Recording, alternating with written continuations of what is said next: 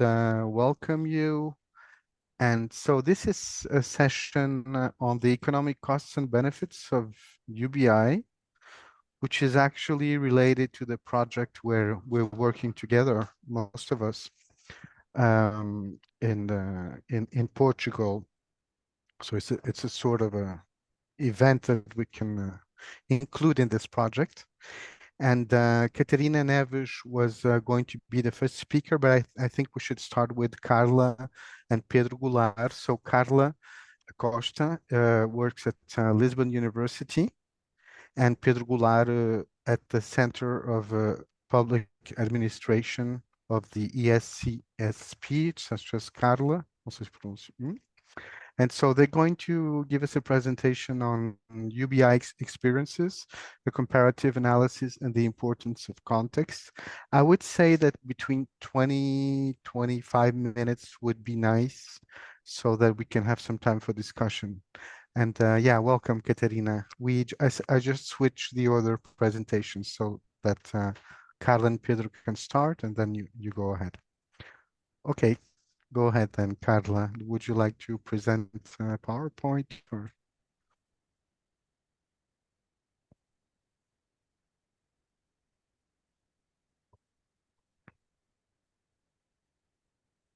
So yeah, hello. Pedro and I will be sharing the presentation if it's okay.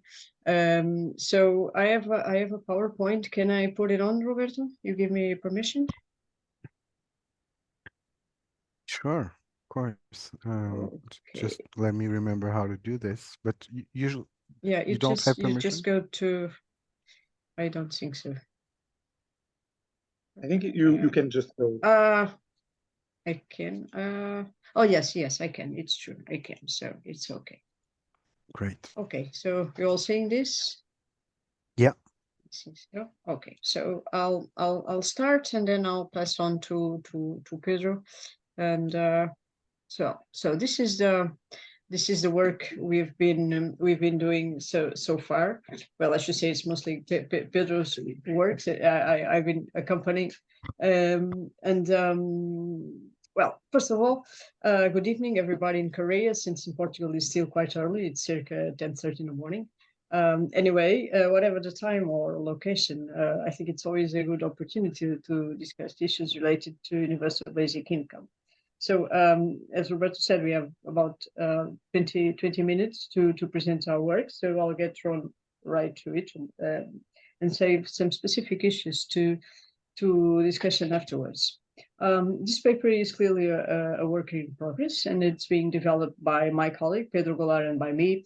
We both work at the Center for Public Administrations and Policies of the School of Social and Political Sciences, which is of the University of Lisbon. And of course, this research, as Roberto already said, it's all framed by a project which is being developed by the team coordinated by Roberto, which is the moral, economic, and social value of basic income in the Center for Ethics, Politics, and Society of the University of Lisbon.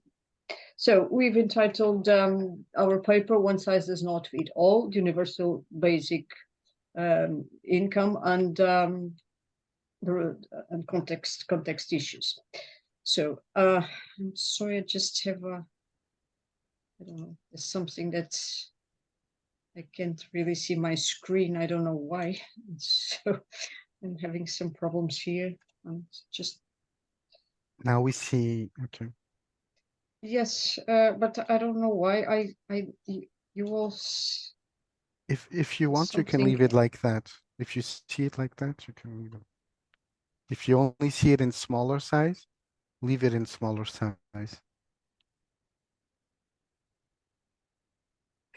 You have to put back your sound, Carla. Okay, I'm sorry. Okay, no, I think it's all done now. So this is the title of our paper: "One Size Does Not Fit All, Universal Basic Income and Country Contexts." So just a little bit of history. So as we know, we've heard from previous sections. For centuries, there's been a wide and vivid debate on the need and merits of an income that would be available to citizens upgrading life conditions and freedom of choice. And as the Vispalaierian certain put it in 2004, after decades of discussions which in some sort have been stricken by ideological and philosophical stances, the debate on the desirability and feasibility of a UBI seemed to have reached some kind of maturity. However, we believed, and we've seen in previous sessions, that some strong discussions remain on the design level and context of a UBI.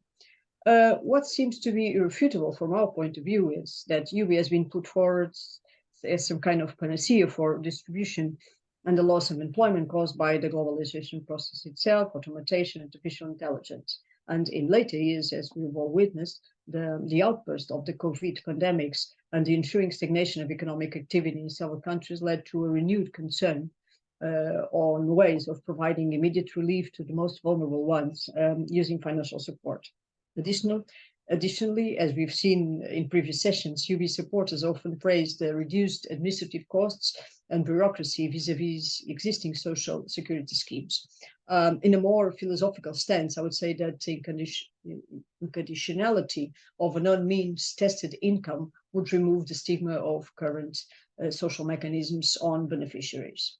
However, while we find that while UBI schemes have been very enthusiastically supported by some, others have firmly opposed this solution. And the main arguments can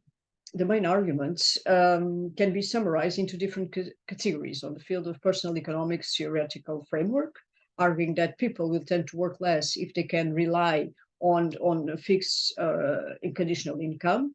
And that means that besides being an incentive to laziness, according to some extreme right arguments, this would reduce the labor supply.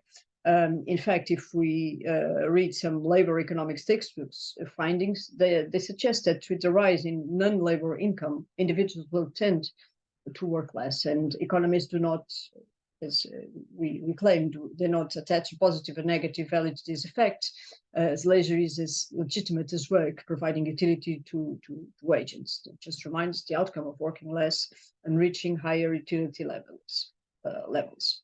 Another argument is, of course, the sheer financial cost of the initiative, which some claim to be unsustainable, since this will imply higher taxes or other contributions. So the funding argument raises that the program may be too costly. We have had some cases in Southern Europe, for instance, in Portugal, the setting up of a minimum income targeted for the poorest in Portugal in the 1990s raised a large debate for relatively low funding. And during the austerity policy, social stipends were reduced, and implementing universal spending much higher than the current fund for the poor will certainly present some additional challenges, particularly to be competing for funding with the traditional public sector that some argue is already underfunded. And finally, we come to a third argument, a political economy argument, that says that some people will lose after the change, or the social institutional context is not prone to this kind of change. It tells us that change would lead to winners and losers, and of course losers might try to block the change. Some of the questions that we arise is that with UBI, would there still be a need for public services? Would there still be a need for public sector workers? And the answer to these questions constrains the receptivity of public sector workers and their representative trade unions, usually with the close connections with the left-wing parties. So this might tell us in which countries would be more political, feasibly or desirable the implementation of UBI programs. There are, of course, other arguments which we haven't explored yet, but they might seem potentially interesting. But we're not, as I said, we have not pursued them yet. So ones have been developed by Sapir, Esping Anderson, or Ferreira in this field of the political economy argument. So in contrast to this unilateral and some kind of ideological stances, we follow the work, a very recent work from Ayert et al. From 2023 that stressed that outcome of UBI schemes will depend on the level, design, and context. Our approach is therefore empirical, and we focus on addressing the issue of context. And our aim is to identify which countries, I'm sorry, I forgot to press the slide, we aim to identify which countries present characteristics that might make them more adequate to the implementation of an universal basic income program according to these identified arguments. So, in other words, based on these arguments, we have selected some indicators and contrasts the relative position between countries in order to identify, as I said, which ones would be more political, feasible, and desirable to implement these programs. I reaffirm before handing this to Pedro, I would like to stress this is clearly a work in progress. So we are still sorting out what indicators might be more appropriate for our research. So we're still in an early phase, and so we have already identified some indicators, but that doesn't mean that we are not going to exclude some of them on a later stage and use another. So I think at this point I will pass on to Pedro to present the findings of the work. Is it okay? Thank you, Carla. I will just. Can you all see the presentation?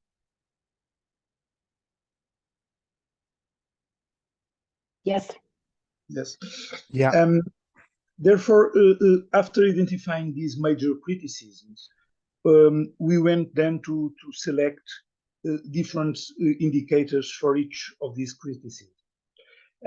For example, for the labor supply, we identified 3 indicators: active population, unemployment, and job vacancy rates.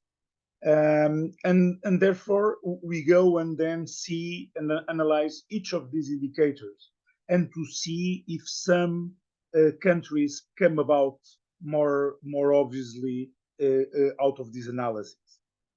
And we will do this again for the public funding and for the political economy area. Let me just okay.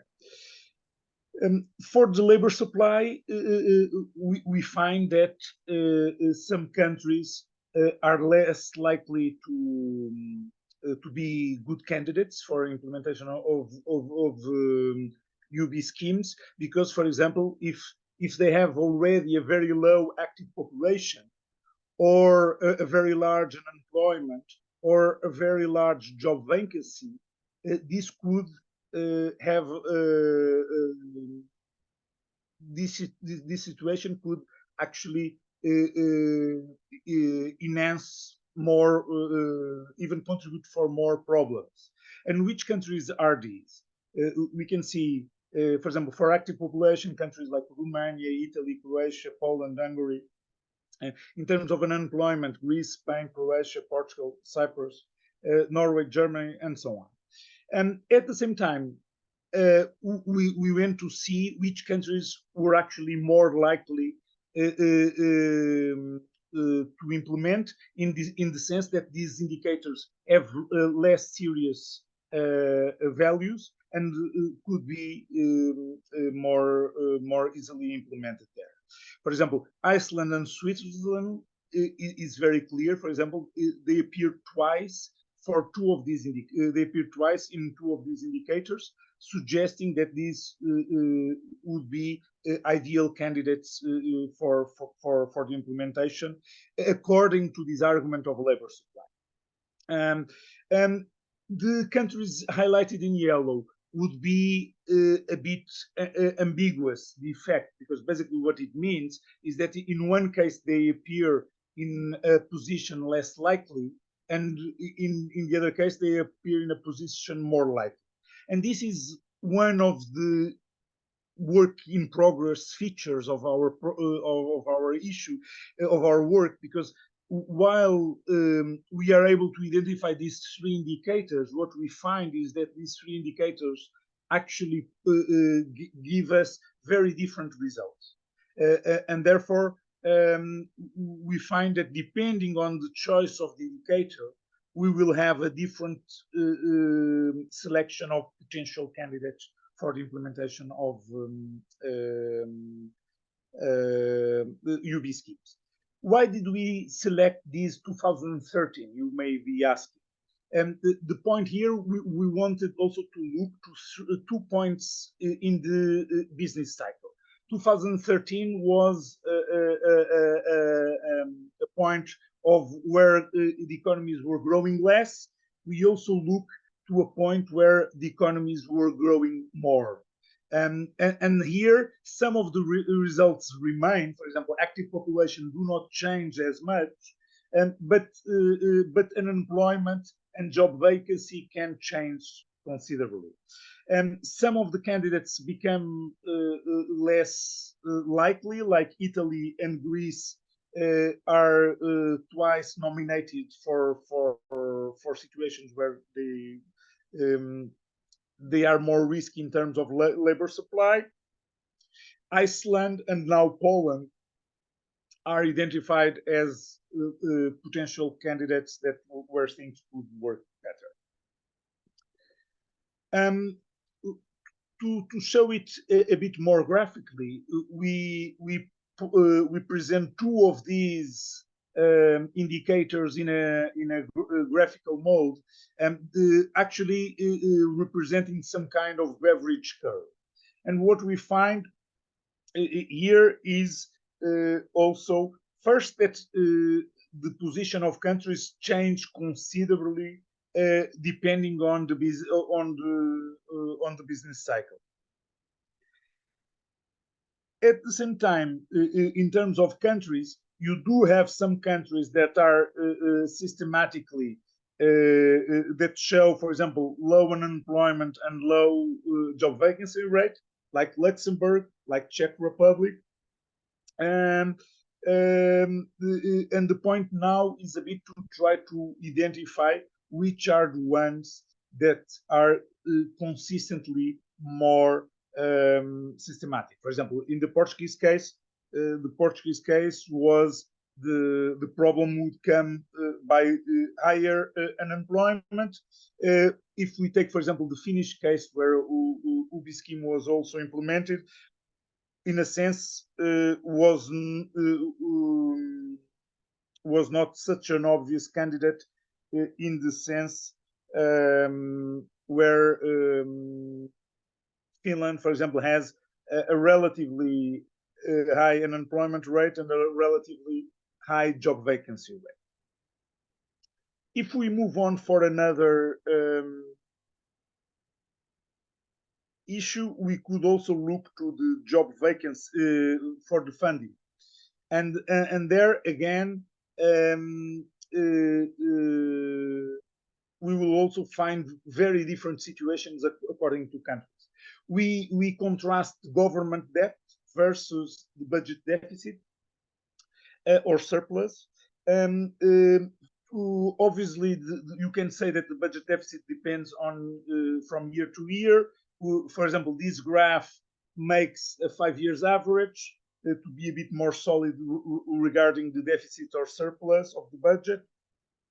And what we find is that some countries, in this case, Sweden, Denmark, Luxembourg, and Netherlands, seem to be more financially more healthy to support some of these investments.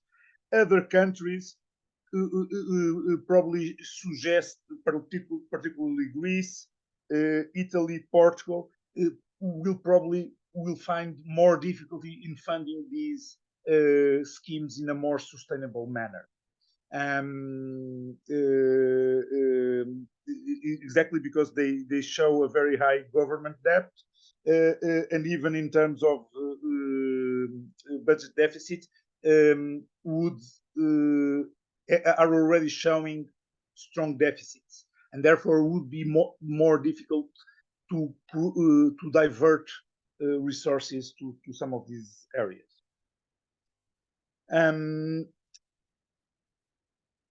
Looking a bit more further into this area, let us look a bit what would be some kind of the political support in some of these countries. Here we contrast the employment in general government to the union density. And what we find is that in some of these countries, that exactly we were saying, Sweden and Denmark, that can afford it, at the same time there is more persons employed in general government, more union density, and according to some literature, this could be an impediment to change. I will make a disclaimer regarding this, but I will come back to that a bit later. At the same time, other countries clearly might be more, might show more support to change. Again, Switzerland here, Germany, Netherlands, Portugal, Lithuania, and so on. I live here also in Korea and Japan, just to show, well, maybe some of the attendees would be interested on this. Obviously, here I have to make a disclaimer regarding the quality of some of these indicators, because especially in this case, it's a bit tricky. For example, we know that, for example, in Japan, the agreements are also done in different manners. The same thing in Germany. At the same time, for example, in Portugal, while in Portugal we actually have here a relatively low value, it's exactly on the public sector that we have strongest union density, and therefore, obviously, it doesn't matter only the union density, but also in which sectors. And this analysis has to be a bit fine-tuned for this purpose. You have 3 minutes, Pedro, to conclude. Okay, to Pedro finish, we try to identify some usual suspects, and they basically, we identified some Eastern Europe countries, some Nordic countries, some of exceptions like Luxembourg and so on, but depending on the criticism, depending on the indicator chosen, there could be some problems. And this way we identify this between criticism and within criticism, these differences. We want to make it still our analysis a bit more consolidated, but while there is some limitations, we were already able to identify some that are more likely to be successful. At the same time, let me just clarify one thing. Also, what is the purpose of being successful? The purpose of the experiment could also be, it's not obvious. Is it the one more likely to be successful that we want to experiment, or actually it's one that is more similar to the crowd, one more similar that can actually then its experience can be replicated more easily.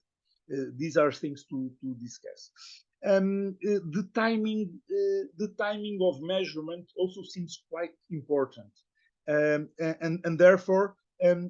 Also regarding the UB scheme again, which type of UB scheme are we thinking about? Because, for example, are we thinking on a system that functions all the time, always the same manner, or are we thinking on something that comes in at a specific time, for example, in a recession, that comes in to support, but then fades out again? These are mostly questions that we also leave for discussion. Thank you, Roberto. Thanks so much, Pedro. Carla, would you like to add something? Just like a final word, or?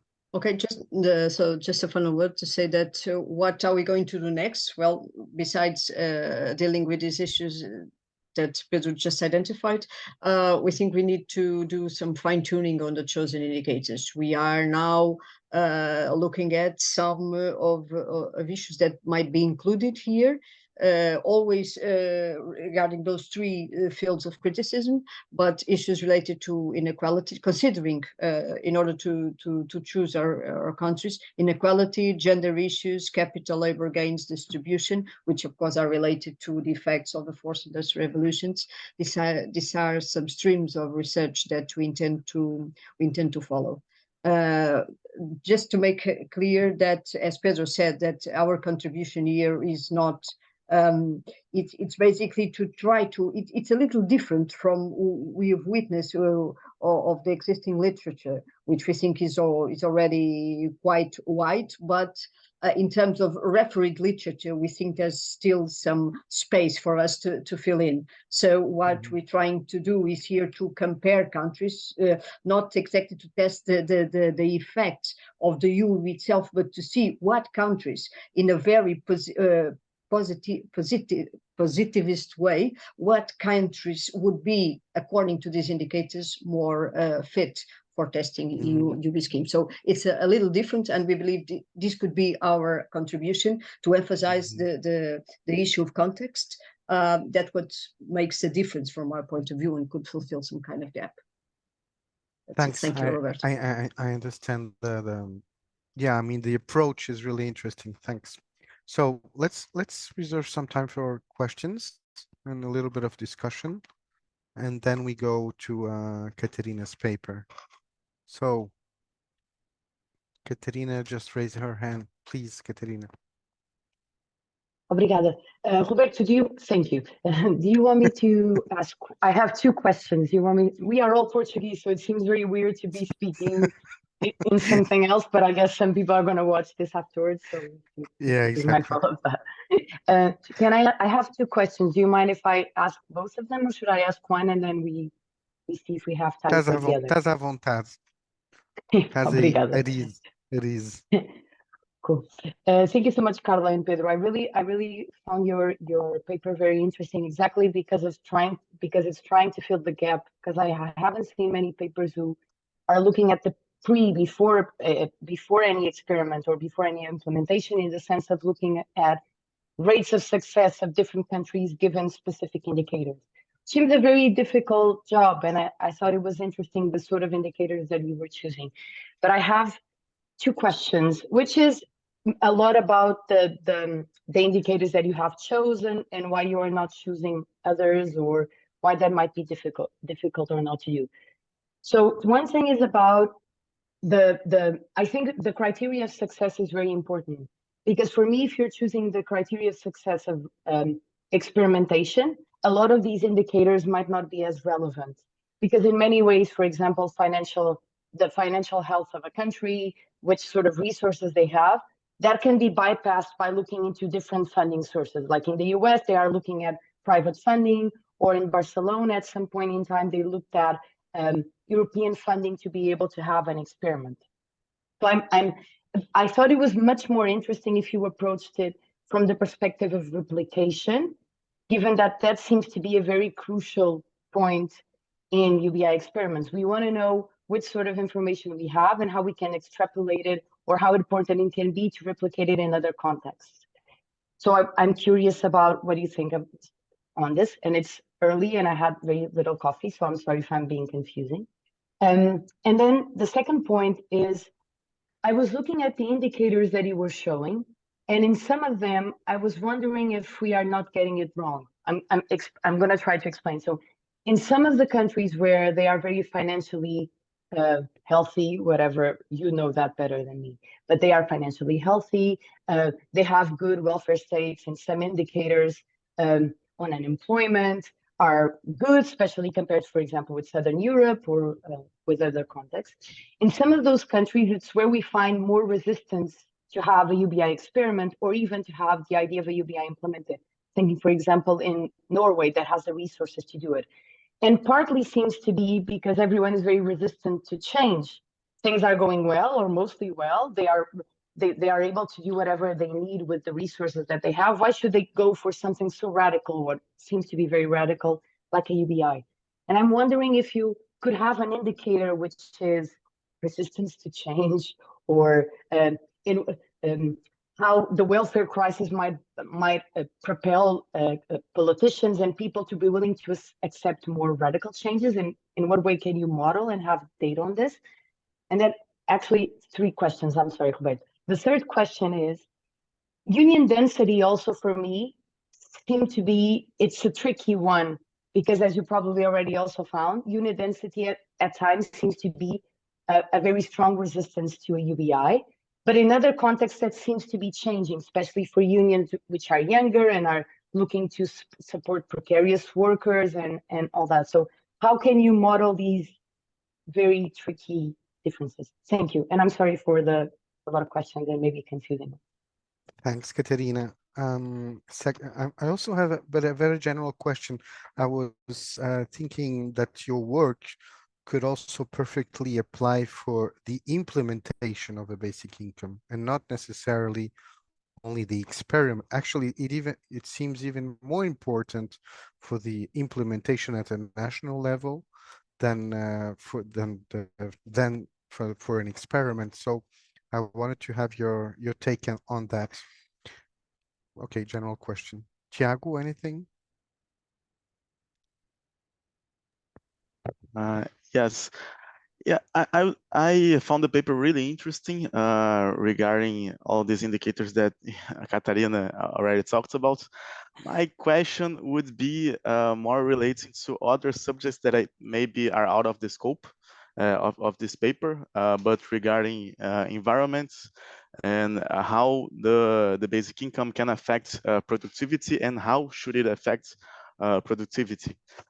Because I found the paper was really worried about labor supply and macroeconomics, but and this is perhaps because of my own research that we'll address in a bit, but what should we be aiming at concerning this macroeconomic perspective and not only the political feasibility of this basic income discussion. But yeah, congratulations on the work. Thank you. Carla, if you may, I can start. Sure. Okay, go ahead. I can start with the last one in the sense that we basically selected the three main treatises that we felt that therefore we could have enhanced, think more on the support arguments, but we focused more on the three main criticisms to try to identify, assuming that there is something behind of this, behind of this criticism. We try then to identify how to measure this,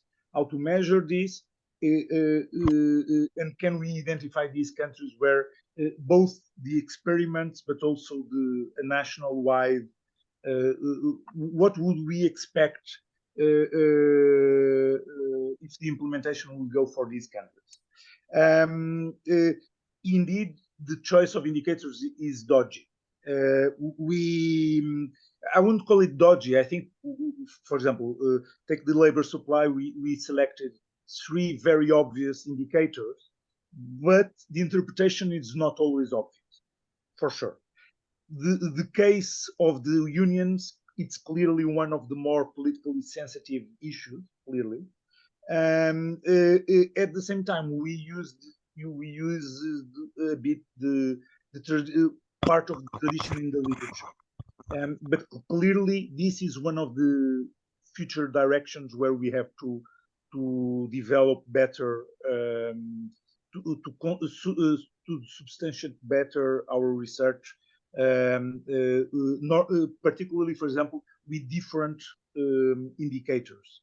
And in the political economy argument, it's a bit more tricky. But for example, one potential thing that I think Carla addressed is the link up with taxonomies like Sapir and others that allow us to understand countries, and where countries have a very different philosophy and have already a well-established social security system, is natural that are less willing to change, where these systems are not there, where the need is there. Obviously, it will be easier, the acceptance of moving for something else. There is one more that I'm forgetting. Catarina, I don't know. It was union. It was about the replication. The replication. Replication. Let me just show again because this for us regards the issue of which countries are we looking for. Ele está aqui. Qual é que queres, Pedro?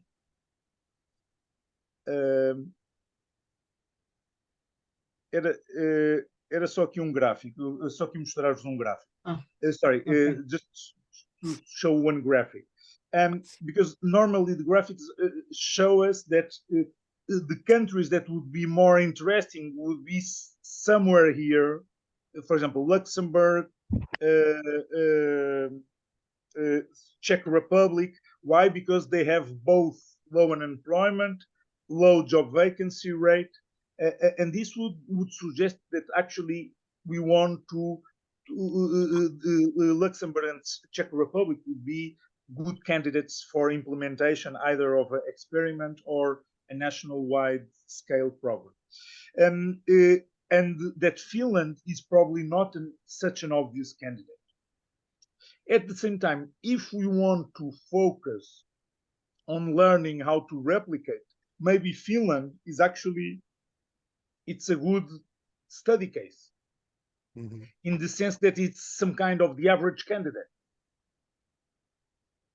And therefore, probably we learn more from looking to Finland than Czech Republic, and particularly Luxembourg, that we know that is always, well, obviously it's outlier. It's always an outlier. And this is also something that we can improve a bit on these analysis. Carla, Thanks. I don't know if you want to. We're a little bit. Yeah, Carla. Okay, just 1 minute, Roberto, just to complement what Pedro said, Okay. and referring to basically to Catarina, not underscoring the other questions, but in just a matter of time. In fact, where we have to work more, we have conscience of that, is on the field of the political economy indicators, because that's where we kind of started to analyze those indicators related to labor supply, and then we have to go forward to the political economy. For instance, what you were saying about Norway, we had that same issue in countries where social security mechanisms are really strong. It's why would they give up those mechanisms in order to have some kind of undefined something we're not sure how it is going to work. In that case, for instance, we believe that in Portugal, from that point of view, would be easier for people who have mixed feelings about social security fundings and support. It will be easier to implement that kind of mechanisms than in cases of the Nordic countries, where they are used to higher to more safer networks of in this field.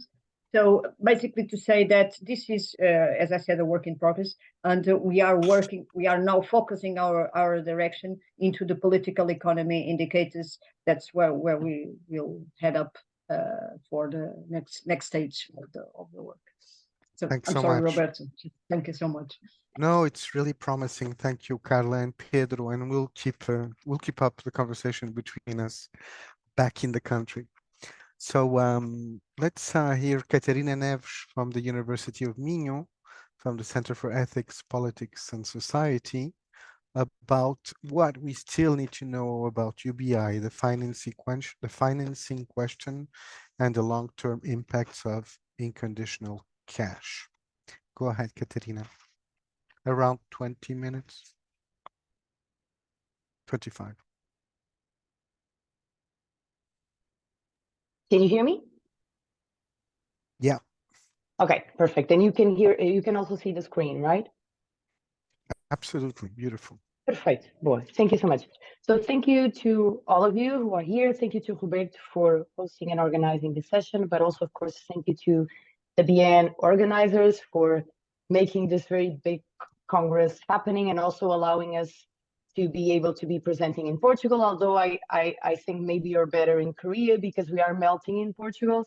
So not great. I'm going to try to do my best with a very melted brain and very little coffee. So today we are on a panel on UBI impacts in terms of and UBI costs, so the economic costs of and social costs of a UBI.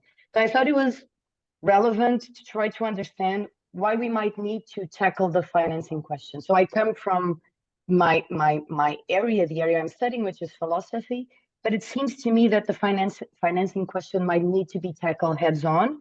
And this might be relevant not only for instrumental reasons, for those of us who believe that the whole point of discussing and studying a UBI is to be able to get it implemented, but also perhaps for our own discussions and normative debates on a UBI. And so that's what I'm going to be doing today. Also, heads up, I'm in a busy house, so someone might have come in or say something. I apologize. Hopefully it will be in Portuguese and only the people in the session will understand, or they just want to engage with the debate on the UBI. So why did I just also another caveat, another point of this presentation, I'm not going to be presenting anything super new in the sense of presenting a new argument, I think, on AUBI, but rather I'm going to try to make a survey of existing data, and it's not an exhaustive, but as exhaustive as is, to my knowledge, survey on existing data and arguments, so that in the end, you might be compelled to agree with me that we need to focus on different angles of the UBI question in an interrelated way in order to push the debate forward, but also in order to get a UBI implemented, which I think is what all of us want to see, either implemented or as with stronger experiments going on. Not that the ones that are not happening are not strong, but even stronger in some of our countries. So this started by looking at two things. So on the one hand, in the recent years, but also recent decades, we have a surge, a very big surge of UBI studies. And this is a lot in social sciences and humanities in specific. Now in economics, we are seeing more papers on the costs and the potential financial sustainability of a UBI. But just to say that we have a very big number of studies on basic income, not only driven by basic income studies, but by a whole range of journals that are now very comfortably publishing on UBI, and even newspapers and magazines like Forbes, The New Yorker, just recently Roberto sent me one from Jacobin. All of them are publishing regularly about a basic income. And then at the same time, and this is certainly not a very updated map, at the same time, we also have a surge of basic income experiments. And this happened since the 60s with the negative income tax experiments in North America. But now we see experiments in the so-called global south, like the ones that happened in Namibia, that happened in Madhya Pradesh.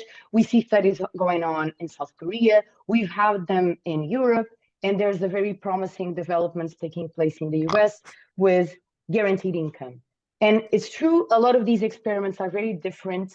So most of them are not even similar to what we usually call a pure, not a good word, but a pure UBI, in the sense that some are not strictly individual, some might not be strictly universal because they have income thresholds. But other than that, most of them are unconditional in the sense that they offer money, no strings attached. And so they provide us very important and rich data on the impacts on a UBI. And now maybe a lot of people that are with you, Roberto, at BN will maybe disagree, or oftentimes when I'm a very pessimistic person by nature, or at least kind of pessimistic. I don't want to sound pessimistic, but what seems to be the case is that both data and theory have been insufficient for policy actors to feel compelled to implement basic income experiments. Oftentimes, look at what happened, for example, in Canada a few years ago, where someone went and implemented an experiment and then the other party said, no, this is not good, let's not do it. What happens in Portugal very regularly, where some politicians say, look, such an interesting idea, but then they fail to commit to a UBI, or in many other contexts. So it seems like data is not enough either for experimentation, or often for experimentation, or even for implementation. And when we do have experimentation, it seems to be driven by social society actors that sometimes are able to have the buy-in of some marginal politician who is willing to put his neck out for the idea of a basic income. And so a lot of the concerns of this presentation are driven by maybe two hypotheses, which again are not extremely new, but I think they are still interesting, which is, one, either people don't know about a UBI, and so UBI is not mainstream enough, and it's not mainstream for people to feel compelled to support it, and maybe for politicians, either to know it or even to feel like there's a strong enough body of people who supports the idea and they should be endorsing it. Sometimes I feel this is the case in the context where I am, in Portugal, in Europe, where a lot of people sometimes, especially in Southern Europe, do not know about a UBI. Or the second thing, there's also the point of people knowing and don't liking it. I'm excluding that, which might be a little bit bad, but you'll see why I'm excluding that hypothesis. But the second is, maybe data is not enough. Either theory or data are not really answering or providing the data that we need to be able to have a UBI supported by people in civic society, but also politicians. So to try to explore whether we don't know enough about a UBI or whether we don't have enough information on a UBI and we need to know more, I'm going to try to look at what are the empirical and normative moral debates on basic income. So survey what have we been discussing, and this again is as exhaustive as I know, so probably not very exhaustive, but also survey what recent experiments have told us about a UBI and maybe what we need to know more. To then go into the financing question, again trying to explore what we also know about the financing question, about the models of a UBI financial feasibility and its costs, to then provide you what I think is my answer to this question and what I think we can do moving forward in the UBI debate. So what do we in general discuss in the normative debates on UBI? So a lot of the initial debates on UBI, and I think you've seen in this Congress, Van Parijs discussing it and explaining it much better than me, was focused around the idea of a UBI enhancing, distributing, promoting freedom. And what he at the time, and now more recently in this book with Yannick, wrote about real freedom. So a UBI in a lot of ways continues to be attached to the possibility of experiencing more freedom in society, namely as individuals. So we talk about allowing us to pursue the life projects that we want, giving us a social safety net to be able to risk more, talking about increasing bargaining powers for workers to be able to exit working arrangements, or increasing bargaining power, for example, for women to be able to choose the relationships where they are. So it's a lot focused on enhancing individual freedom, even if it then has second and third order effects that are trying to promote other values. There's also very recent discussions on how a UBI might make the welfare system more efficient, but also more effective. For example, a lot of the conditional cash transfers that we have to tackle poverty are in many ways, they have low take-up rates. In many ways, they have instances where they are not covering everyone. So for example, the precarious workers. And a lot of people are saying a UBI is the best mechanism to provide a more comprehensive safety net, and even one that is less bureaucratic, and so it's more efficient. Another discussion on the normative debate on UBI is about stigmatization and arbitrary powers. So for example, recent papers in a book edition by Angel Wild, I'm not sure if this is the right pronunciation, talks about how a UBI fares better in reducing stigmatization and mitigating or even getting rid of instances of arbitrary power by social workers. And so it fares much better than other safety nets that we have. And this isn't enough reason to be promoting a UBI vis-a-vis other safety nets and policies tackling the poor. Then there's the also recent discussion, and I think Tiago is going to talk a little bit about this, of why a UBI might be the right mechanism for an ecological transition and to allow us to go into a paradigm of degrowth, for example. A UBI allows to decommodify work and might also help redistributing resources so that people can, in a fairer way, brace the challenges of the ecological transition.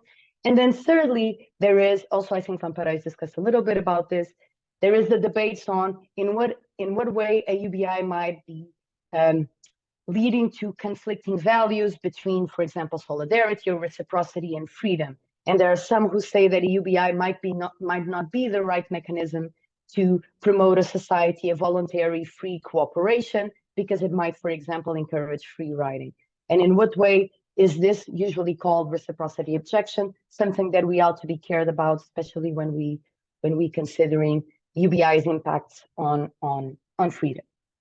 So this is, again, a not super exhaustive, but I think kind of summary of normative debates in the last decades on a UBI. There's many more, but maybe the more important ones.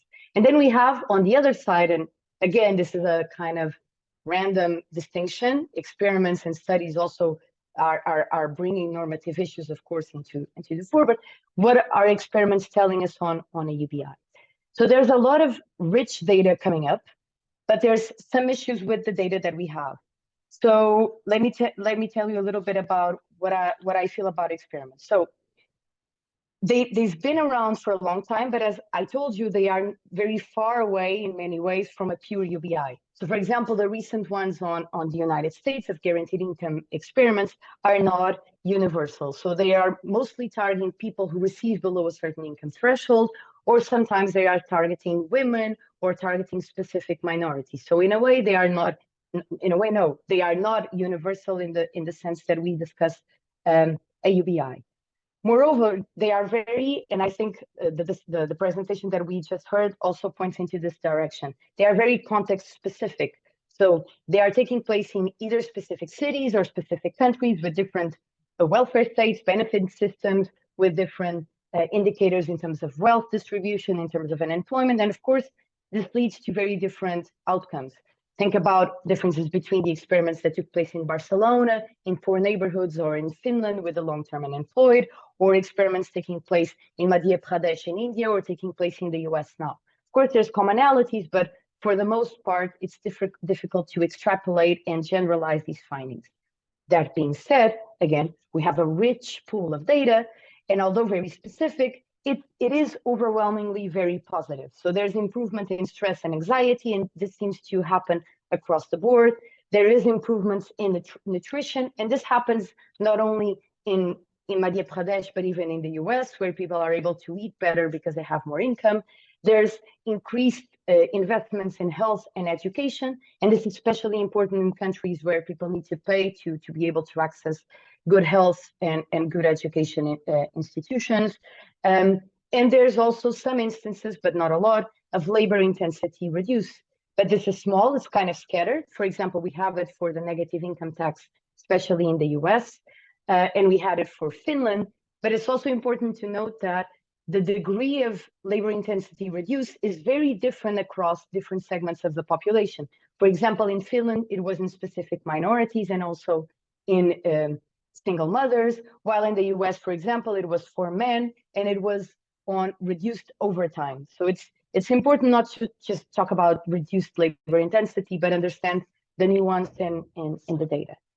And so, as I was saying, it's overwhelmingly very, very positive, even if it's very context specific and kind of redundant, as Boulain said, in the sense that we are to expect if people have more money, they feel less anxious and they are able to eat a little bit better. We also have some data, but these ones, especially these ones that I'm showing to you, are very limited. So we have some data on potential reduced stigma when it comes to unconditional cash transfers vis-a-vis conditional ones. And this is, for example, the point of Kalnitsky's paper on in the negative income tax experiments in Manitoba, Canada.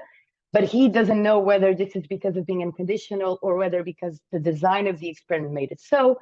We have some instances of increased institutional trust and interesting community impacts of self-governing and self-accountability. But these are mostly qualitative and unfortunately receive little attention. And there's also impacts on the norm of reciprocity, and these are still very also limited. From a paper, for example, that I've written and looked into an experiment in the US, where there's some possibility of UBI promoting a sort of giving back, a counter gift, when people feel very grateful for having received the help of unconditional cash. So, given this overwhelmingly large debate and very broad debate on UBI and overwhelming positive experiments and results on UBI, it's safe to say that we still have, and most of us still receive questions of, this is all great, but how can it be sustainable? Or can we really have a UBI? Can it really be implemented and result in all the positive evidence that you are showing? And in many ways, this might be a result of the lack of data on how much a UBI costs, and also the fact that it's very country specific. So if there's a study for the UK and I use it in Portugal, someone's going to say, of course, but the UK is a very different economy than Portugal. Or if there's a study for the US, the same is going to happen vis-a-vis if people are looking at the UK context. But the financing question is important. And it's important either because we want to get it out of the table. So if we have a sense, which I do, that a lot of the times people are more concerned with the normative questions than a finance question, we need to get a number so that we can move the discussion forward. Or secondly, we might feel it's not just about moving the discussion forward, but it is because financing is a key consideration for political buy-in, political acceptability, but maybe also for our own debates on the distributional impacts of a UBI.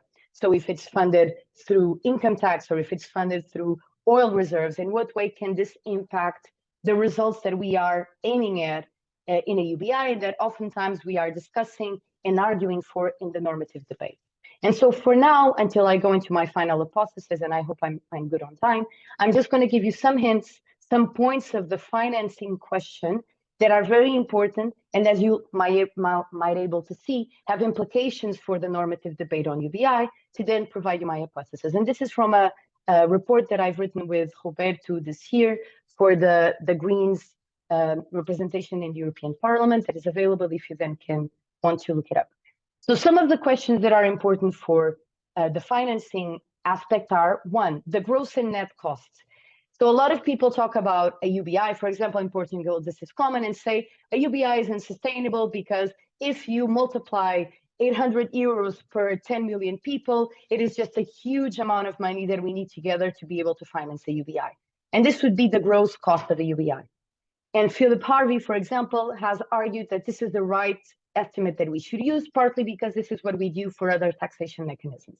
But this is not at all, and I'm not an economist, but this is not at all a consensual perspective. So for example, Carla has said that we should be using the net cost, the redistributive cost, partly because we will have redundancies from benefits that might be incorporated on a UBI, but also because he believes that a UBI should be funded in a redistributive manner. And so probably you would have a marginal tax rate, a clawback rate that decreases what is the gross cost into the net cost of a UBI, which amounts to a much smaller estimate than the gross cost. So this is important not only because of the political buy-in. Imagine saying to a politician that something's going to cost 100 euros instead of 20. That might be very different for how willing he is to experiment or to support the policy. But it's also important to the sort of normative model that we want to have in place, whether we want the model that is redistributive or we are not at all concerned with it. This might be country-specific, but it's also specific to our own political and moral sensibilities in a way.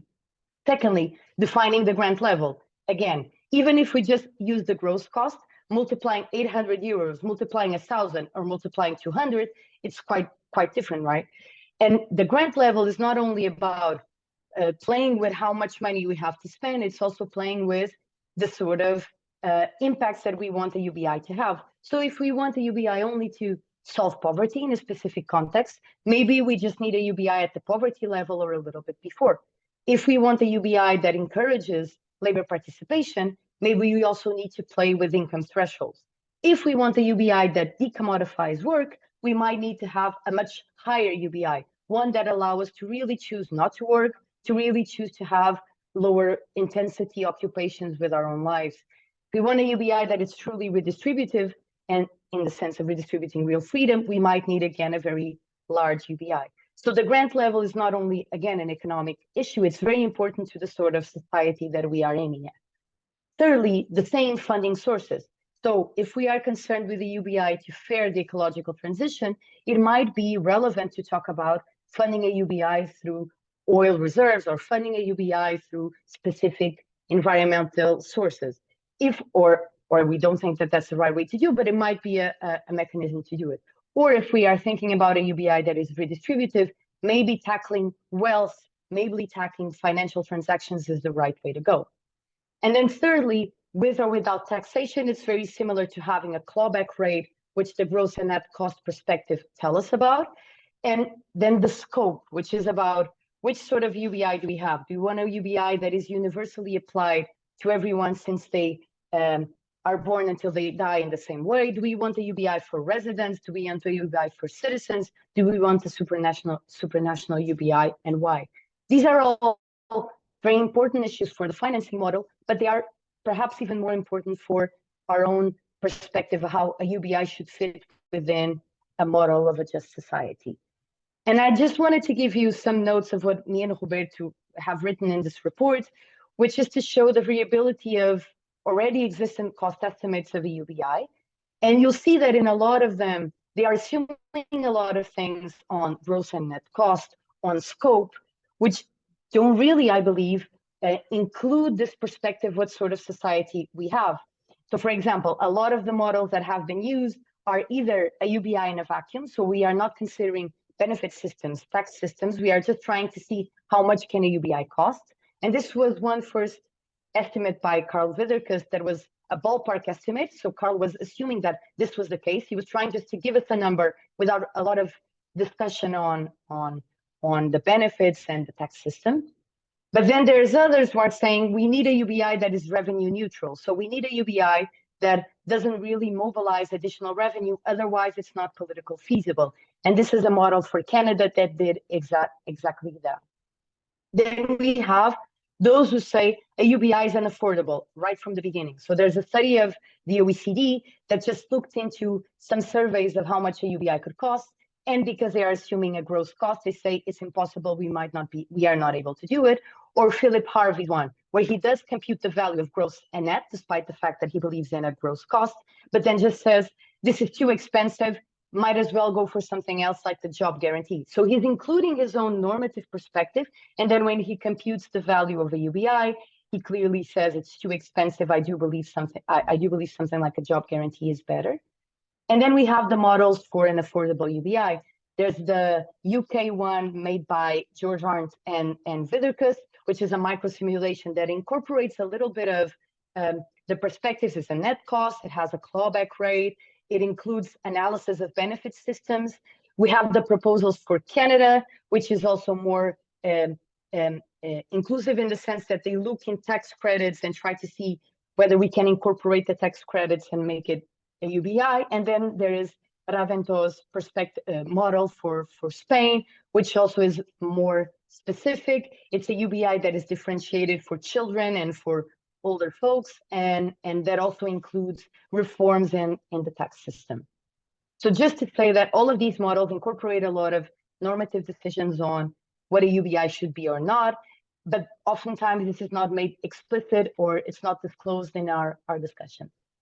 And so the perspective here to say that we do have data on the financing question, but oftentimes it's done also in a vacuum.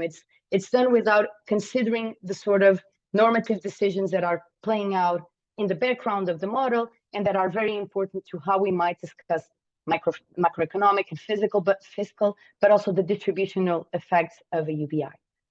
And so my point here is to say, beyond the financing question, the UBI is not and cannot be implemented, not even discussed in a vacuum. So it is interplaying with the rest of the policy space. For example, one of the experiments that I looked into in the United States, a guaranteed income experiment, was taking place in a context where childcare does not exist.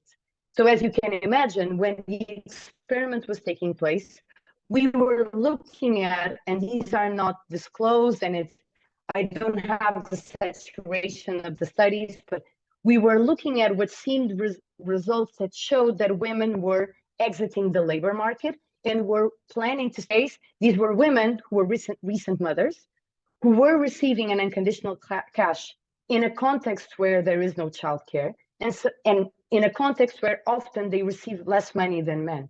So it was very rational for them to decide to stay at home, not work for the time period that they were receiving the guaranteed income, and just stay and take care of their children and avoid childcare costs, which are very expensive in the United States. So if we don't look at the interplay between a UBI and the rest of the policy space, and just look at financing models and results from experiments without having this context into consideration, we are most likely going to have results which are very country specific, and that if we extrapolate them, can be detrimental to not only the political debate of a UBI, but most importantly to our own understanding of what a UBI could do, provided we implement it with the sort of assumptions and in the sort of project of society that we are looking at. And this is not only considering the policy space, so the present point of when an experiment is taking place, but without excluding considerations of second-order effects. So, for example, if institutional trust is enhanced, what happens to a society with a UBI? Do we have a stronger democracy? Or do we have more self-governance and people don't want to rely so much on the state? What happens if it is more of the middle class who stops working? How can this impact the labor equilibrium effects? This is all very important, but we don't even need to go into that to understand that a UBI needs to be discussed in the interplay with the policy space.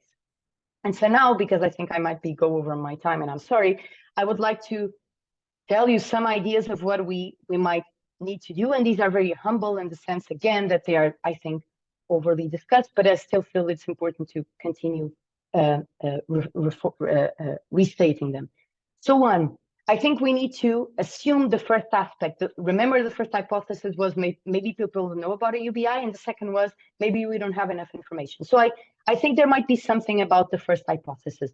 A lot of people in some contexts might not know what a UBI is, and I'm reminded of someone who told me sometimes people know what a UBI is, but they cannot get into their head that unconditionality is a thing. So we've been so used to needing to labor for money and having conditional cash transfers that when someone says it's unconditional, we don't believe it. So we don't believe it's a top up on our wage. So we need to continue explaining what is a UBI and what it really means to be unconditional, and then interplay it with policy agendas. So if we are talking with women, let's talk about care work when we are talking about a UBI, both in the sense of what it can do and how it can be detrimental.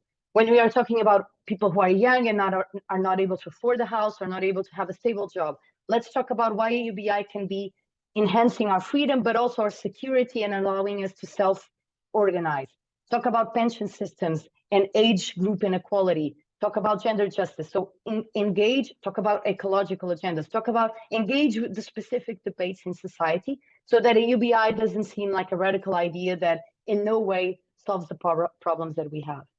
Secondly, I do believe experiments need to continue to be promoted, partly because our need of context-specific data.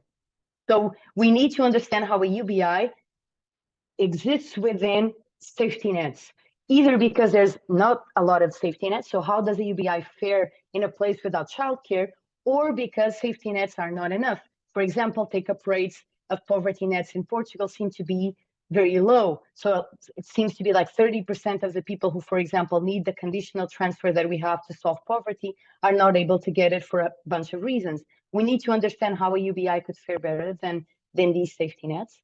And also we need mixed methods. So we need to know more about institutional trust. We need to know more about gratitude and counter gifts. We need to know more about how a UBI can promote self-governance in communities. We cannot continue to rely only on quantitative data, looking at specific health, nutrition, labor intensity. Oftentimes, things that we already know, Lane says they are redundant, and I think is right, instead of broadening the scope and the tools with which we are observing the experiments that could make us branch out into a whole bunch of topics. And then I think we need to acknowledge more something that we oftentimes talk about, but we don't do it, that we really need to be more interdisciplinary. And this is not just about having sociologists, anthropologists, philosophers, and economists in the same teams doing the same experiment. It's really about using the empirical data in the normative debate and engaging with the normative debate in the experiment and the empirical studies. So when Carla and Pedro are doing their study on whether certain indicators, economic indicators, might be more relevant or not for a country to implement an experiment or a UBI, what sort of indicators, how we are reading them? Are we discussing low unemployment or high unemployment, and we are saying that we need to have a more active population because this is fair for other generations? Or is it just because we have a pool of people that pays more taxes? How can this be intertwined with the debate that we have? So for example, if people are working less, as Tiago was saying, is that really so bad? Can we discuss the empirical evidence in light of the normative angle that we want for a UBI? This might be very relevant for for our only normative debates from my side when we are discussing UBI, but also for the empirical studies that are taking place. And so I finish with this sort of interdisciplinary claim, but very strong interdisciplinary claim, so that we all start reading and start using UBI theory and UBI data in a more multidimensional approach instead of only tapping into our own specific study. And this is it. I'm sorry if I went over our time. Obrigada. Thanks so much, Catarina, for a really stimulating talk. So, Tiago, go ahead. I'm sorry. Now, can I make a question, or can I ask a question, or should I follow up with my presentation? No, go ask a question. Thank you. Yeah, Catarina, congratulations on the presentation, on the work. I have a quick question, so I don't take much of the time regarding public policies, because in your paper you address this topic quite often. In the slides, in some slides, you mentioned the public policies and its relation with the basic income. And my question is if in the paper, in a future paper, you think about relationship between public policies and the basic income regarding the feasibility and the funding of the program, because I have already read papers that considered the savings that a basic income would bring in the health system or social security system as a way to fund basic income. But I think this is quite problematic, because you are counting on funds or money that will only come in the future, and yeah, this might be a trap. And this sometimes if you bring basic incomes and public policies in a opposites, this can create also several problems of feasibility regarding. There is even a study that I think you all have read from Vanderbilt that shows how I'm missing the words, but yeah, the labor force, syndicates, unions, trade unions are more resistant towards the basic income because they're afraid of its meaning weakening in the social security system. So I would like to hear a bit your take on these topics. Thank you. Obrigada, Tiago. So I think the savings aspect in terms of how much we can earn by people not being not going into the hospital because they have mental health issues, or because they eat better, so there's reduced instances of obesity or cardiovascular diseases, can be an interesting angle. I remember that there were, I don't know, maybe Roberto knows better, but it was Evelyn who discussed the health impacts of the Manitoba experiment in Canada, and it was hinting at, in hindsight, how many people ended up not going to the hospital and how much that can lead to savings for the state, for the health system. The problem with doing that is Evelyn was looking in hindsight to what happened in Manitoba. In a lot of the experiments, and it was a saturation study, sorry, so it wasn't a specific community.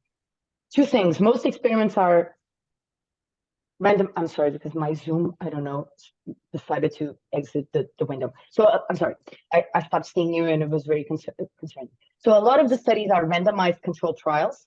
So they are not happening, you have a control in the treatment group. So you don't have the saturation result that allows you to say, okay, we in this particular community saw these sort of results, so we can extrapolate the savings. If we have a control in a treatment group, that might be more difficult. It's not a community effect. This is what I want to say. And then secondly, a lot of that sort of data relies on second order effects. So it relies on we being able to see, so this individual in the experiment reduced their instances of anxiety. We can extrapolate that a lot of people after 1, 2, 3 years will experience reduced instances of anxiety. And this might lead up to an outcome where if 30% of people with anxiety end up going into the hospital, we might hypothesize that this results in decreased people going into the hospital and savings. We don't go that far in most experiments on a UBI. And that's why I think using that data might be very unreliable and not necessarily, I think, super important to our debate. I think it's more important to discuss the data that we know.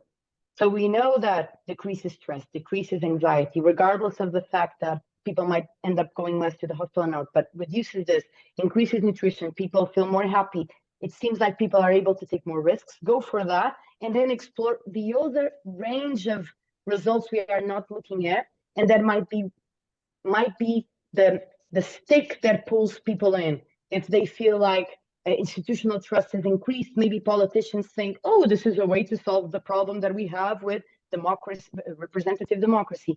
Or if people feel, okay, this allows us to self-govern our community, this might be good because we have instances where people are not volunteering or people really don't care about society, how this can help might be more relevant than looking into the savings from second order effects, I think. Not sure if this answered fully to your question, Thiago, but that would be, not being an economist, that would be what I would say. Thanks. Carla, go ahead, please, with your question. Okay. Thank you.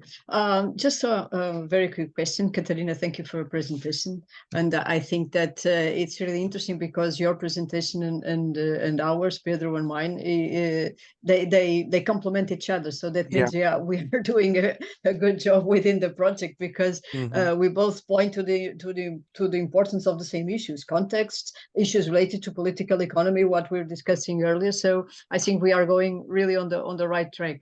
I was just wondering, you mentioned one issue. It's just curiosity about the free riding, that UB schemes could incentivize some kind of free riding. I was wondering, do you have any literature or results on that? Because that's an issue I personally find very interesting, and I think it's not.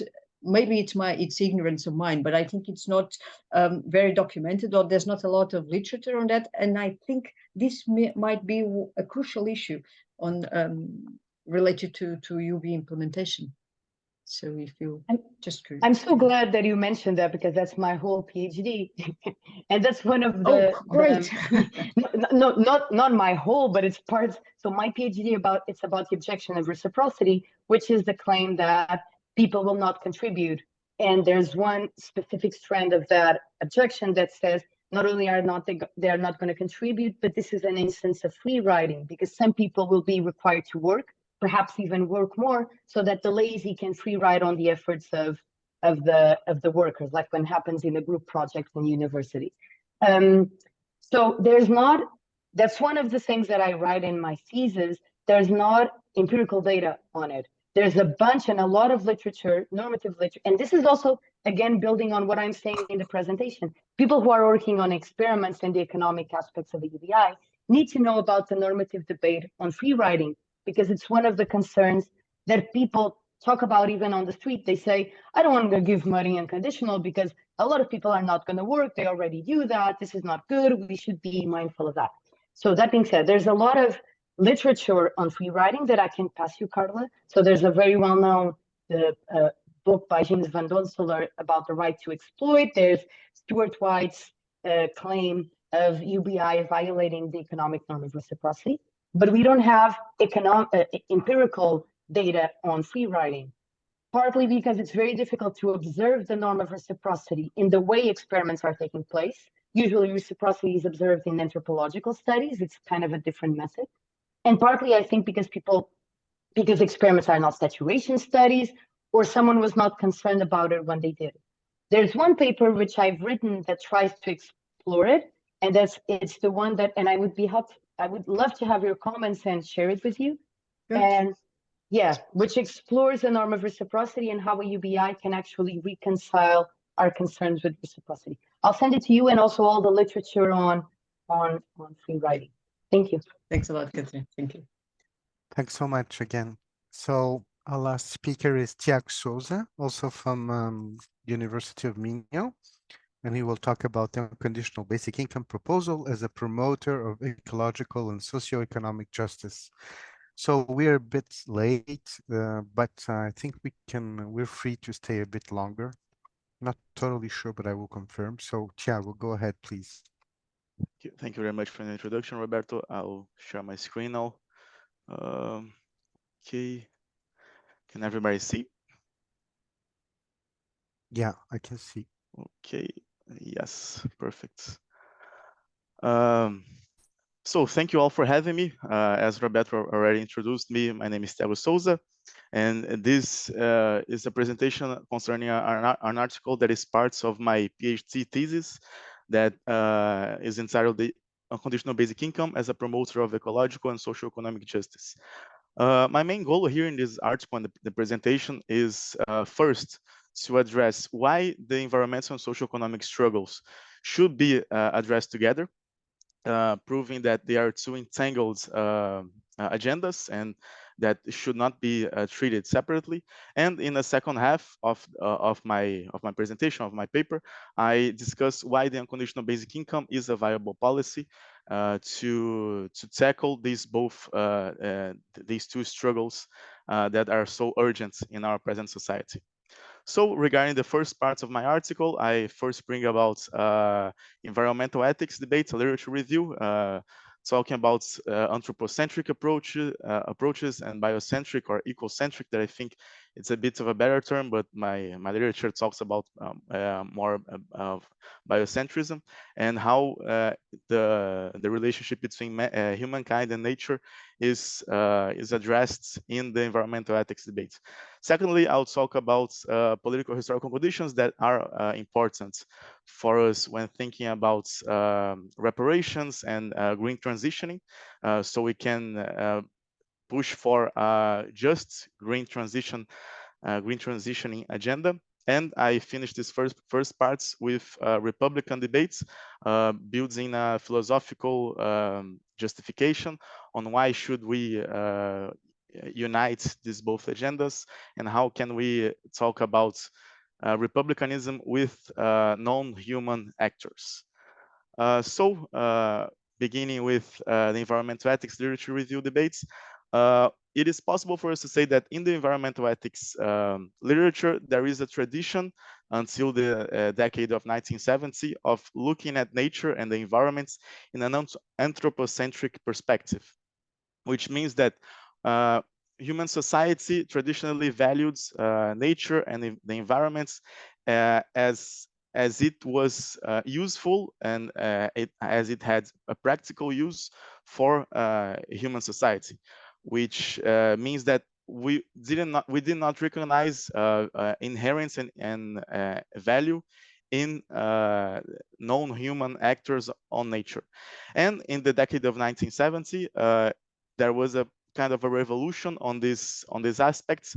Here I bring three authors that address this issue and try to propose an alternative path for the environmental ethics discussion.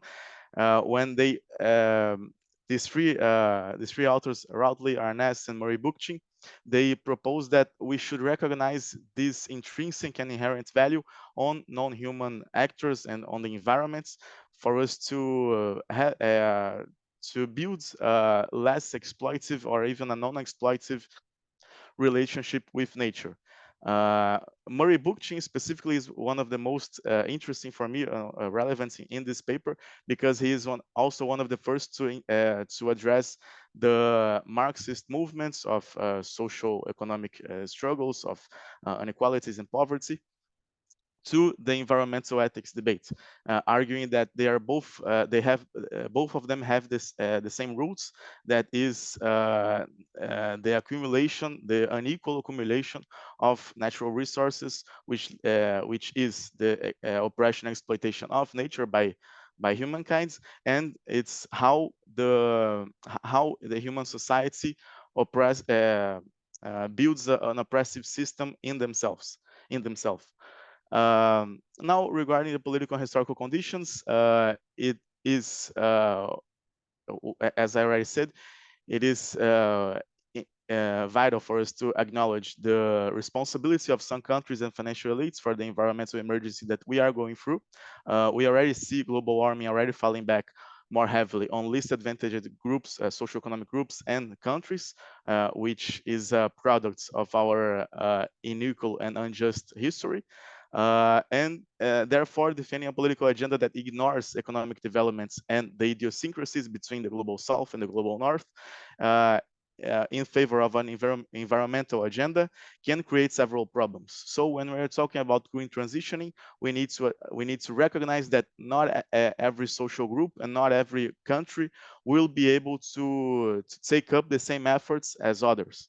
And therefore we can talk about just and fair green transitioning. And now addressing republicanism, which Jorge Pinto tries to propose the term green republicanism. I start referring to the more classical concepts of republican freedom, which I would say, if not one of the main debates on the Republican debates about Republican freedom. Traditionally, we have two instances of Republican freedom that are conceptualized by Isaiah Berlin. We have the positive and the negative stances. Quite quickly, the positive refers more to one's free will to do as he likes, and the negative stances is the exemption from external constraints, so the positive stance is guaranteed. Philippe Petit is one of the main authors to criticize this traditional view from Berlin as well, but I mean, there are several others that address this more traditional concepts. And Petit brings his new definition of freedom as non-domination, which means that in human society we have several dominative and oppressive relationships, and for us to talk about Republican freedom, we need to understand these oppressive and dominative relationships, and for us to de facto offer and allow all individuals to have Republican freedom, we would need to exempt them from these dominative and oppressive relationships, so they actually have Republican freedom. And Petit also brings the environmental perspective to his debate by saying that since every human needs sustainable environments for them to live their lives, any attack on the sustainable environments is an attack on the individual Republican freedom. However, there are also Republican authors that criticize this view from Petit, which I would say it's a more of an anthropocentric view of the relationship between human society and nature. And these authors here, I bring Audi and Canavò, try to push for flora and fauna rights demands, which I would say it's more of a biocentric or ecocentric perspective, saying that flora and fauna should be considered as detainers of Republican rights by themselves. And an attack on the environments would not only mean an attack on individual or human Republican freedom, but it would mean also an attack in flora and fauna Republican freedom, even if they are not humans, they are in these Republican debates, and they should be considered as actors, not equally, but as human society. So, in this, to wrap up these first parts of my essay, some fundamental points for us to keep in mind. We have two main arguments regarding the protection of the environment against the environmental abuse. The first one is the immorality arguments, which is more related to the intrinsic and inherent value that the environmental ethicists recognize in the flora and the fauna.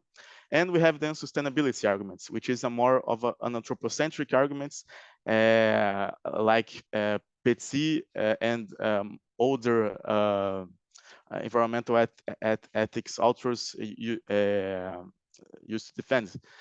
For this paper, the immorality arguments would be already enough in order for us to defend or to criticize environmental oppression, but it's also important to recognize how the unsustainability arguments can act as a strong political move, as a strong political mechanism, in order to convince human society that a sustainable and a healthy environment is important for us.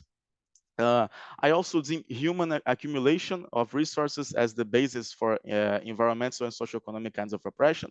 And what we should defend and advocate for is post-productivism, perhaps a long-term degrowth economy, and more important, that's why I put it in bold, circularity, because I consider this idea of circularity in the environment and the socioeconomic perspectives as an idea that opposes human accumulation, which is the common roots of environmental and socioeconomic oppressions.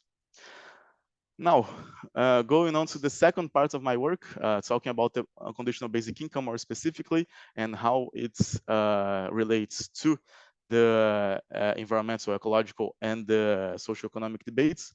I first bring about a quick literature review, then I talk about two paths to follow considering a basic income, the environmental path and the ecological path. And I wrap up by quickly talking about two basic income policies that are already well established and have more to show us in the results. I select Alaska and Maricá due to their length and for both of them being public funded basic income policies.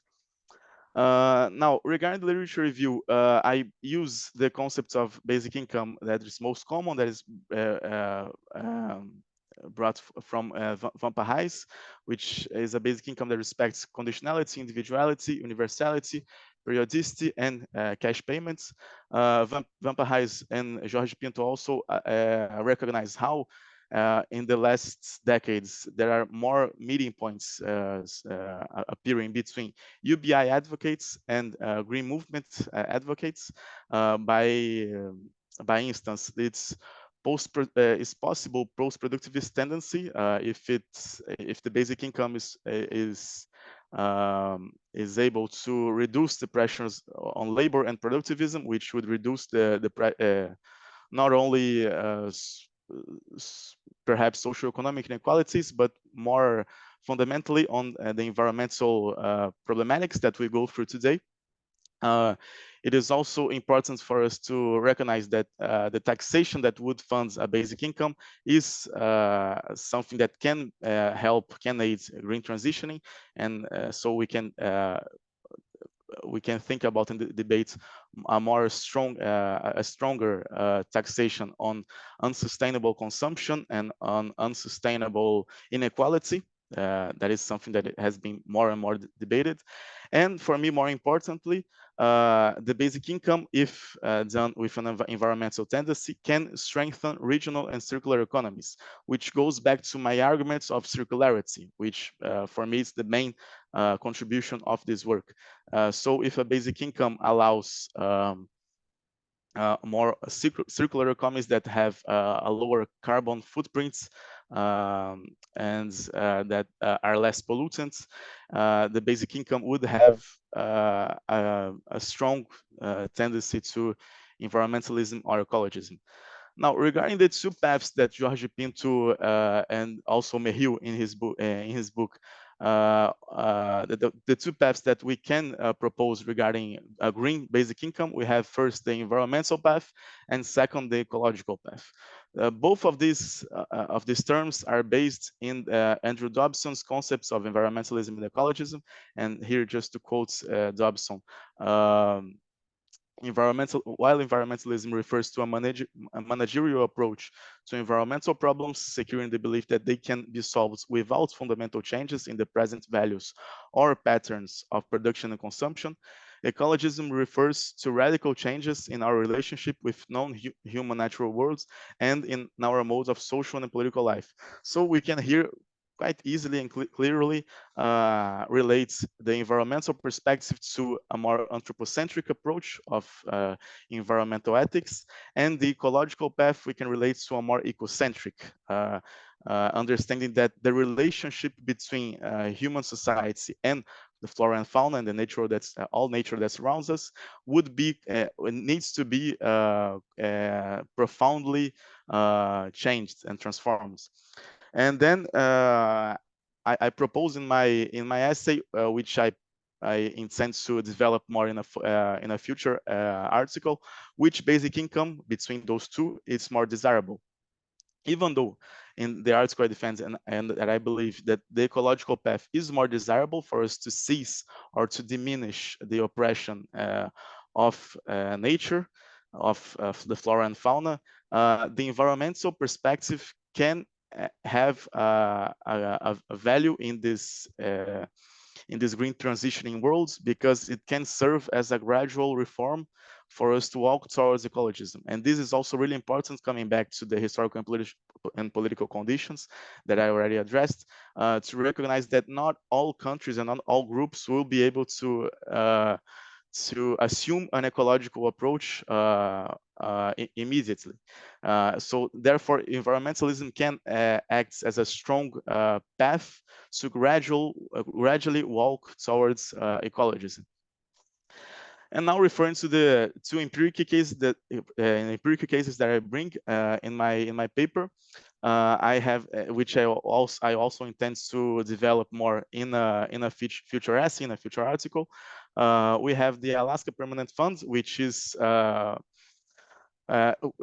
Permanent Funds, and the American Citizen Basic Income. I consider both of them to be environmental basic income policies, but in the America case, we see a stronger tendency towards environmentalism than in the Alaska case. Alaska is a most famously known case that for its common ownership of natural resources and how it has been tackling unequal social economic structures.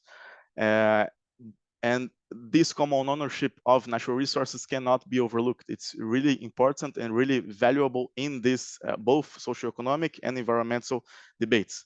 However, Marica Citizen Basic Income is a policy that has more alignments with other public policies that focus on green consumption, on sustainable consumption, and on green transitioning. So, for instance, we have transportation, educational policies that try to not only make the consumption more sustainable and less harmful to the environment, but also to make citizens more conscious about the real situation of the environmental debates nowadays. So what I intend to do in a future paper is to address how Marica has, even though they are both environmental policies, because they are not radical in their proposals and in their actual consequences, Marica has a more strong tendency towards environmentalism, and this is important to be addressed in order for us to think and to debate in better basic income policies for the future. Now wrapping up here, I think so we can have also a bit time for debate. The most relevant arguments of the most relevant basis of my work is how environmental ethics debates can build up the arguments for the unification, the entanglements of socioeconomic and environmental struggles, and how green republicanism can serve as a political and philosophical pillar towards a concomitant struggle towards the socioeconomic and environmental problematics in the present world. Basic income can be, not will be, but can be a viable promoter of green fair transitioning and the post-productivist agenda. But this, as Alaska and Marica shows us, show us, it is not something that is absolute. It is important for the basic income to be followed up by public policies and other taxation schemes that will help society walk towards a more green and fair system of society. Even though I believe the ecological path is more desirable, I also acknowledge the environmental value of the environmental path. But still, thinking about long-term objectives, I think we should focus more on the ecological path. And most importantly, the basic income should promote circular economies as to oppose the dominant accumulation of resources, which is both the roots of socioeconomic and environmental types of oppression. So yeah, thank you very much. Thank you, Tiago. That's a very ambitious presentation that you just gave, which actually can be divided in several essays or articles or whatever you prefer to call it. Just one quick question. I think we are running really late here, and so a question should be quick, such as and replies to. Tiago, do you already have access to empirical information on Maricá's ecological effects on the experiment in Maricá, or will you in the future, or is there a plan to have that type of information? Thank you for the question, Roberto. Yeah, I have been performing some interviews with Maricá's public servers, and when I address the environmental aspects of the basic income from Maricá, one reply that I often receive is that even though they have a greater concern regarding the inequality and poverty, the environmental perspectives are always taken seriously in these basic income debates.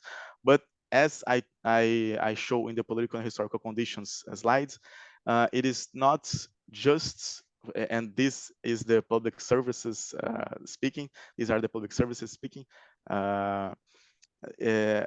Sorry, public servers. It is not just for us to demand an ecological concern from citizens if they have not, if they don't have access to socioeconomic dignity.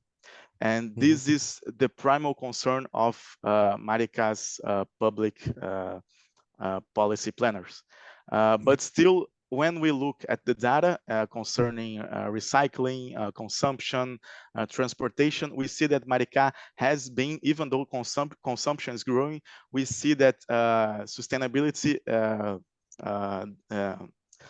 aspects, sustainability data have been improving greatly towards a more environmental path. So in a preliminary stance, this is what I can present here. Thanks. Catarina, you raised your hand. Go ahead, please. Yeah, I was wondering, Tiago, since the environmental access can be easier and leads to, it's easier to go through that way instead of questioning the entire economic system. I'm wondering whether you think that if a UBI is implemented within an environmental perspective and grounded on an environmental perspective, if that can clash or jeopardize efforts for the ecological one. Kind of like we are already using a UBI to promote the environmental agenda and we are doing some things with it. Why should we be concerned with something more radical like an ecological agenda that questions a whole bunch of assumptions on the economic system? Thank you for the question, Catarina. Yeah, I will reply this as well, quoting the slides from political and historical conditions in two ways. First, there is the feasibility that is less likely for us to achieve an ecological basic income more quickly than the environmental one, and there is the moral debates about which actors are more responsible for the environmental conjuncture and environmental context that we go through today. And then also returning to the reply that I often receive from Marica's public servers. It is not fair for us to demand every citizen to be equally concerned to the environmental agenda. And it needs to walk hand in hand with socioeconomic concerns and socioeconomic dignity. Thanks. Pedro, you raised your hand. Please go ahead. Just a very short comment, and especially when comparing such different settings, it would be useful for the reader to have just a few in the description, just to have an idea of the level of the income that the percentage in either in GDP or just to have some kind of an image for the person to know how important is this transfer, how large is this transfer. Thank you, Pedro. Yeah, this is actually a really interesting question that I addressed more in a following paper concerning the differences and why should we choose the ecological path, but the difference between environmental and ecological. And the value of the cash transfer is significantly changed in the environmental and the ecological options. While the environmental basic income can be kind of a complementary transfer for the personal income, the ecological transfer would be significantly higher. I don't have specific numbers or data because I'm more concerned with philosophical and political reasons. I don't delve much into economic debates, but for sure, in the economic path, in the ecological path, the value of the cash transfer is significantly higher than the environmental one, because then we are talking about a society where the necessity of labor is considerably diminished. So obviously we would have to rely less on labor to pay our bills, while the environmental pushing for a more sustainable way of consumption and also such of a radical change in our society, we can think about a complementary income to exactly complement the income from labor. Thanks. Carla, you also raise your hand. Go ahead, please. Yes, very, very, very quick. It's lunchtime, and I suppose there it's dinner time. Tiago, just two suggestions. I don't know if you, for your research, I don't know if you're considering them or not. One is that I was listening to you, and I was thinking that there's a dimension which I do not find. Maybe it's I'm not aware of that, but which I do not find often dealt with when discussing UBI schemes, which is a dimension of externalities in the sense of international cooperation. What I mean is some of the schemes that are being implemented or thought of, although its effects will be mainly local, but they might imply some kind of international cooperation. For instance, the issue of environmental might be one of them. I don't know if you are considering or is there some kind of literature, but I think it might be worth think a little bit about this. Would not this imply some sort of cooperation among countries?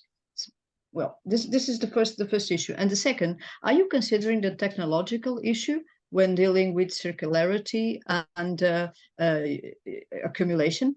Because technological progress might somehow mitigate the trade-off among the two of them. And well, so only two suggestions to think about it if you haven't thought about them yet. Thank you. Thank you. Thank you very much, Carla. Yeah, I already thought about them. I don't address them thoroughly, but I pass through those two subjects in the article. I didn't bring them up here because they are not so fundamental to my circularity arguments, but and we have a little time here to present. But yeah, I'll begin with the last comments regarding the.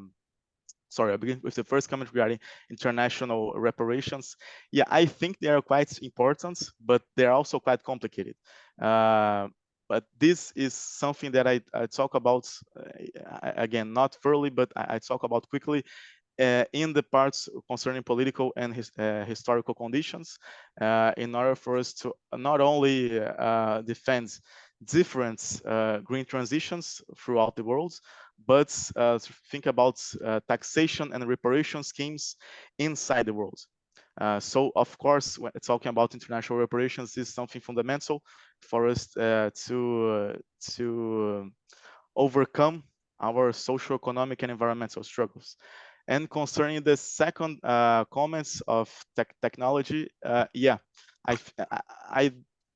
this specifically I don't address, but I think it's quite interesting because when talking, when I bring the two main arguments against environmental exploitation, which are immorality and unsustainability, I think that the technological arguments falls into the unsustainability arguments, because if we find a way to exploit nature and to oppress nature in a sustainable way, which would be something achievable through technology, we would still be in a accumulative and oppressive reality. And we would open a prerogative of oppression, and this most likely would have an impact on social, on human society. So that's why I think philosophy is quite central in this discussion, because it's not enough for us to talk about sustainability, because this might be achieved through technology. We need to talk about philosophical concerns and philosophical values of each being, of each natural, non-human and human actors. And I think that the example of factory farming is the most interesting in these cases, because nowadays factory farming are not sustainable, but if through technology they become, it is still an oppressive relationship that we have with non-human actors. So I believe that the immorality argument is central in these debates, more central than the unsustainability arguments. But still, as I always try to acknowledge the values of other alternative arguments, the sustainability arguments can be important nowadays for us to help pave the way of a green transitioning. So yeah, but thank you so much for the comments and the notes.